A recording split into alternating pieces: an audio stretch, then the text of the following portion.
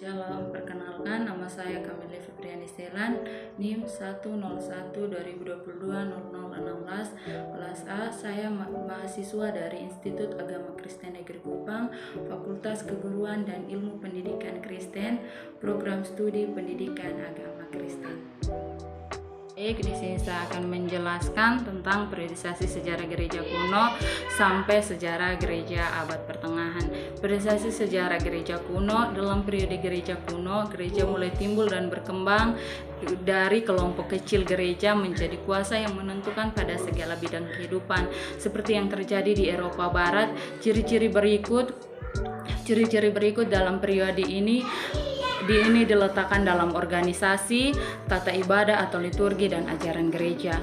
Pada waktu itu telah digumuli semua soal hakikat mengenai tata gereja, termasuk jabatan-jabatan, liturgi dan pokok-pokok ajaran, khususnya Trinitas dan Kristologia. Apa yang diperkembangkan pada ketiga bidang ini merupakan titik tolak untuk perkembangan selanjutnya yang tidak dapat dimengerti terlepas dari apa yang dirumuskan oleh gereja kuno. Secara geografis, gereja dalam periode ini pada umumnya berada di wilayah Kekaisaran Romawi yang terletak pada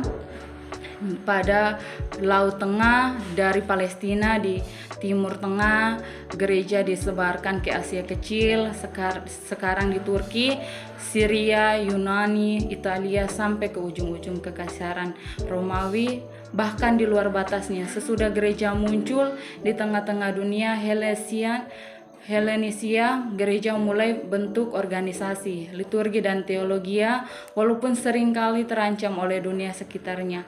Bentuk organisasi atau tata gereja diperkembangkan. Gereja berdasarkan organisasi yang termasuk dan terdapat di rumah-rumah ibadah Yahudi ataupun di masyarakat. Rumah-rumah ibadah di Yahudi dipimpin oleh majelis orang-orang tua, dalam bahasa Yunani presbiteros, atau dalam bahasa Indonesia uskup, yang dibentuk oleh beberapa orang pembantu atau pelayan. Dalam bahasa Yunani yang disebut diakonias, bahasa Indonesia diaken atau syamas. Tata gereja yang menjadi hasil perkembangan ini yang diterima oleh seluruh gereja adalah tata gereja episkopal.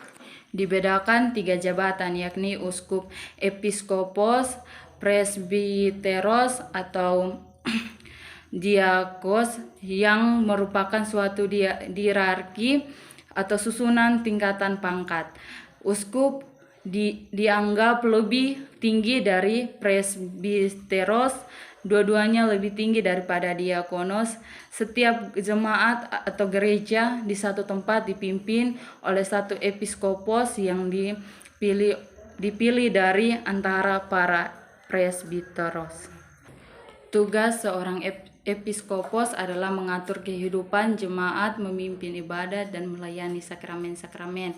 Dalam ibadah mereka melayankan khususnya dengan pemberitaan firman dan para meja perjamuan kudus. Di samping itu mereka memberikan diakonia pelayanan kepada orang sakit dan miskin.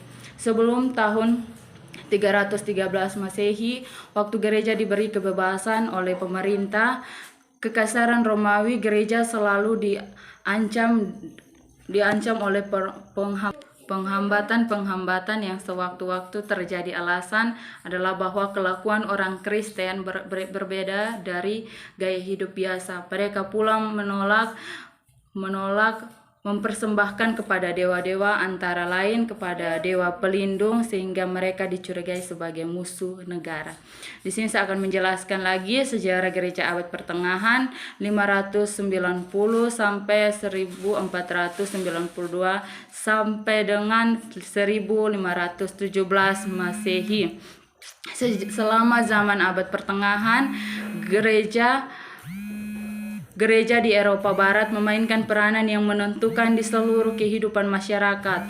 Hal ini dimulai ketika kuasa kekaisaran Romawi hilang sebagai kuasa yang mempersembahkan Eropa, dan situasi ini dapat berlangsung terus sampai akhir abad pertengahan.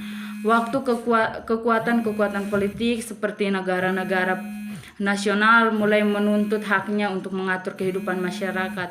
Pada waktu yang sama juga, pada akhir abad pertengahan, orang-orang Eropa mulai melampaui batas daerah mereka dan keluar ke seluruh dunia. Pada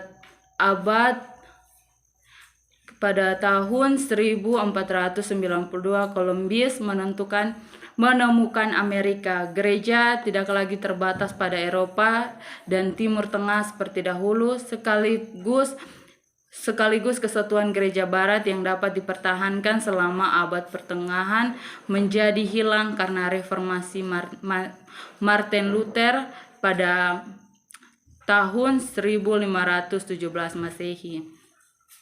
Periode abad pertengahan lazimnya dibagi 3, yaitu titik balik yang pertama dialami oleh gereja pada tahun 910